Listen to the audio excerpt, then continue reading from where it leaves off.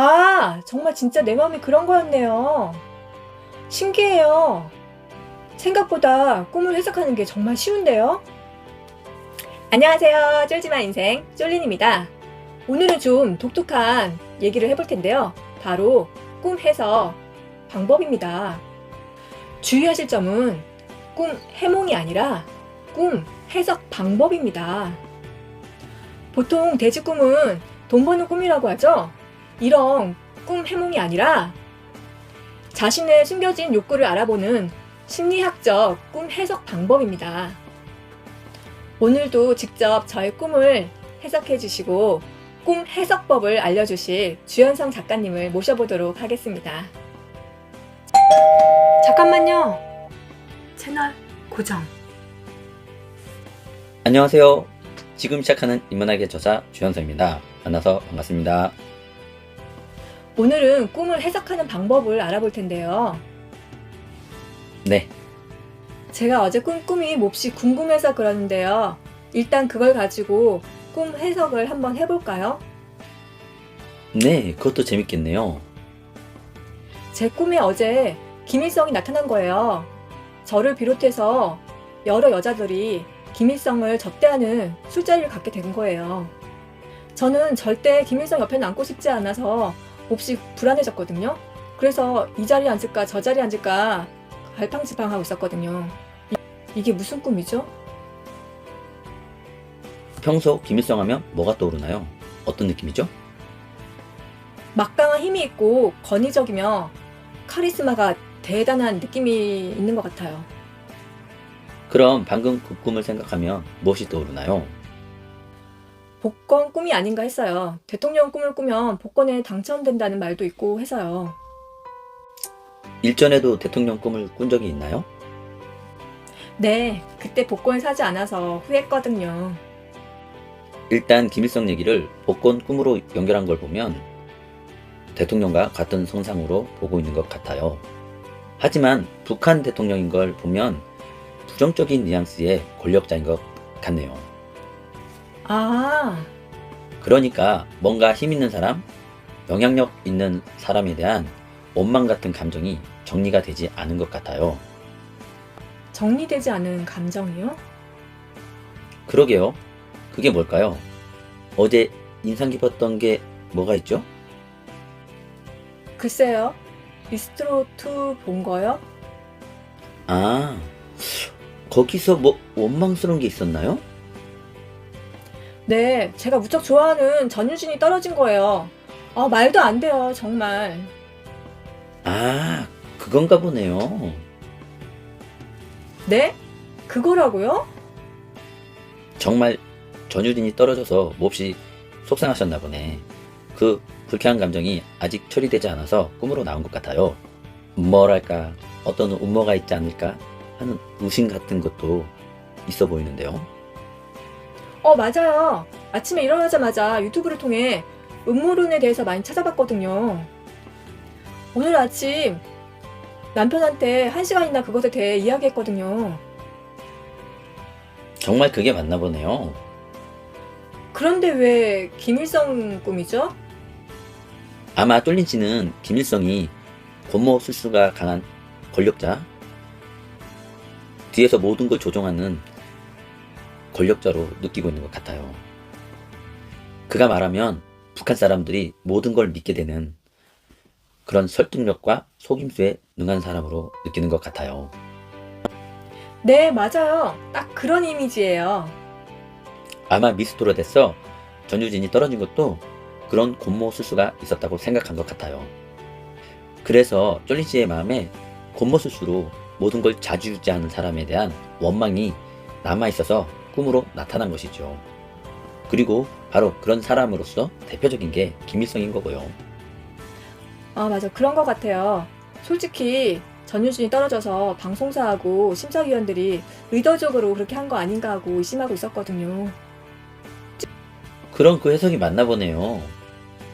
그래서 제가 유튜브에서 전유진 탈락 음모론만 열심히 찾아본 거군요. 남편이 놀라더라고요. 그런데 별 관심도 없는 사람이 오늘은 참 희한하다고 그러더라고요. 1시간이나 그것에 대해서 얘기했다니까요. 하하, 그러게요. 원래 그런데 별 관심이 없으시더니 정말 정유진이 좋긴 좋았나 보네요. 네, 제가 막 누굴 좋아하고 그러지 않는데 전유진은 괜히 좋더라고요. 그래서 열심히 응원했는데 너무 속상해요. 정말 음원이 있지 않을까 찜찜하기도 하고요. 뭐 설마 그러려고요. 아무튼 그렇게 처리되지 않은 원망이나 서운함이 그대로 남아서 꿈에 나타난 거라고 생각하면 될 것 같아요. 그런데 궁금해요. 그냥 전유진 꿈을 꾸면 될 텐데 왜 김일성 꿈을 꾼 걸까요? 제 생각은 그래요. 정신분석의 창시자 프로이드 같으면 꼭꼭 숨겨진 욕망이 있어서 그것을 감추려고 왜곡했다고 볼 것 같아요. 하지만 최근 꿈에 대한 연구 결과를 보면 꿈은 단지 전날 일어난 일에 대한 생각이나 감정을 처리하는 과정이라고 지적하고 있어요. 그러니 그 처리되지 않은 감정이 나온 거라고 볼 수 있지요.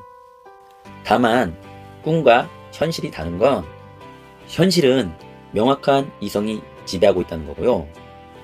꿈은 정신이 몽롱해지면서 명확했던 이성이 힘을 잃어버린다는 것이죠. 정확히 연결짓고 구별해내는 능력이 사라진 것이죠. 대신 원초적인 감정과 이미지들만 활동을 하게 되는 거죠. 그러니 감정과 이미지가 바로 연결돼 나오는 겁니다.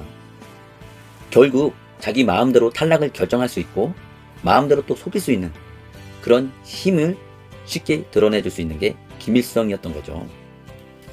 방송사나 어떤 추상적인 개념보다 더 잘 이런 상황을 보여줄 수 있는 게 김일성이었던 것이죠. 그렇게 논리적으로 명확하게 연결지어 나오는 것보다 감정적으로 잘 드러날 수 있는 이미지가 나오는 것이 꿈이죠. 아, 결국 정말 꿈이 그렇게 해석될 수 있겠네요. 뭔가 마음속이 시원하게 알게 된 느낌이 좀 들고요. 하지만 왜 술접대를 피해 다니는 거죠? 글쎄요. 그것도 한번 살펴봅시다. 그래서 결국 술 대접을 했나요? 무조건 구독이 좋아요. 물론 좋아요도 좋고요. 그래서 결국 술 대접을 했나요? 아니요, 끝까지 안 했어요. 하지만 매번 피해 다녔고요. 피해 다니면서 저 자리에 앉았어야 더 안전하지 않았을까 하고 이런 생각들을 했었거든요. 아, 그럼 거기에서도 감정의 찌꺼기들을 볼 수 있겠는데요. 일단 저 자리에 앉았으면 어땠을까 하는 후회들이 보이는데요. 차라리 저랬다면 어땠을까 하는 안타까움 같은 것으로 해석될 수 있을 것 같아요. 아, 맞아요. 차라리 전유진이 다른 파트를 맡았으면 떨어지지 않았을 텐데 하는 마음이 줄곧 있었거든요. 왜 하필 마술에서 왕서방 역할을 했는지 노래를 많이 하는 파트를 맡았어야 했는데요. 그렇군요. 그리고 보니 여전히 뭔가 바뀌길 기대하고 있는 마음이 있는 것 같아요. 끝까지 김일성 옆자리를 피하고 있고 그러면서도 망설이고 있는 거 보니 여전히 뭔가 바뀌길 바란다고요? 제가? 네, 예를 들어 순위가 바뀐다거나 탈락했는데 다시 붙는다거나 하는 어머, 정말 그걸 어떻게 하셨어요? 솔직히 지금도 그래요.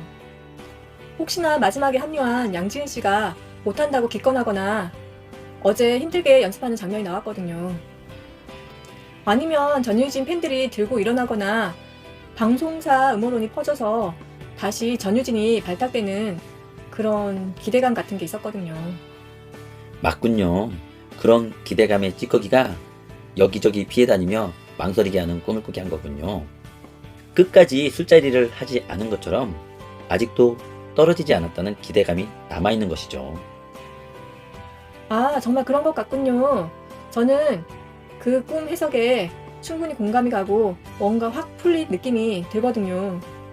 내가 정말 그런 마음이었구나 하고 고개가 끄덕여져요. 막연한 느낌이었는데 생각해보니 아주 많이 바라고 있었던 것 같아요. 아주 신기하네요. 하하, 영화 같은 데 보면 꿈 해석이 아주 뭔가 복잡하던데 의외로 쉬운데요?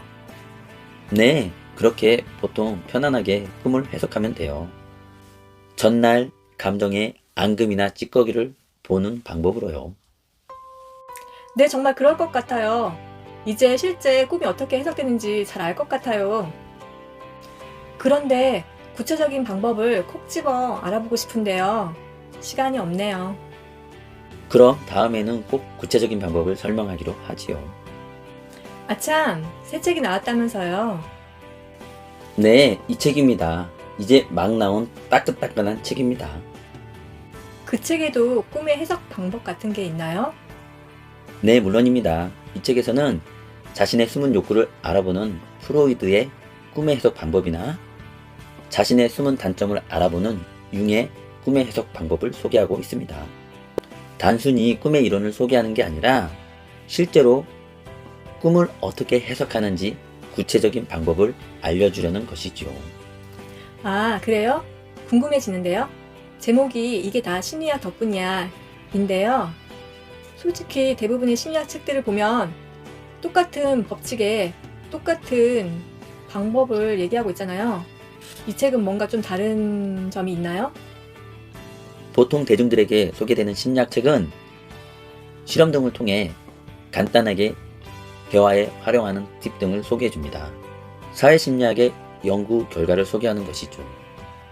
하지만 사회심리학은 인간의 극히 어떤 일면만 파악해서 소개하는 것입니다. 정말 사람들과 깊은 관계에는 큰 효과를 보기 힘들죠. 서로 입장이 크게 차이 난다거나 감정적으로 힘든 문제에는 더 해결하기 힘들지요. 그래서 저는 사람들의 마음을 직접 어루만지는 상담 심리학도 함께 소개해드리고 있습니다. 상담가처럼 말하면 서로가 상처받지 않고 얼마든지 문제를 해결할 수 있거든요. 게다가 그런 대화법은 마음의 허기나 외로움을 해소시켜줍니다. 요즘같이 사람들을 잘 만나지 못하는 거리두기 시대에 외로움을 해소해줄 수 있는 대화법인 것이죠. 또한 진심으로 대화할 수 있으려면 자신의 감정을 정확히 알아야 하기 때문에 그 방법도 소개해 두었죠. 아까처럼 꿈을 해석하는 방법이나 자신의 몸을 직접 보고 감정을 알아보는 방법입니다. 그 밖에도 상대의 마음을 한눈에 알아보는 방법, 힘든 감정을 해소하는 방법, 습관을 바꾸는 방법을 소개하고 있습니다. 생활에서 당장 활용할 수 있는 방법들을, 특히 지금까지 잘 소개되지 않은 방법들을 많이 소개하려고 노력했습니다. 네, 기대가 되는데요. 한번 보시고 여기저기 많이 소개해주세요. 네, 그러죠. 그럼 오늘 감사하고요. 자, 같이 인사해 보실까요? 오늘도 당당한 당신, 꽃길만 걸으세요.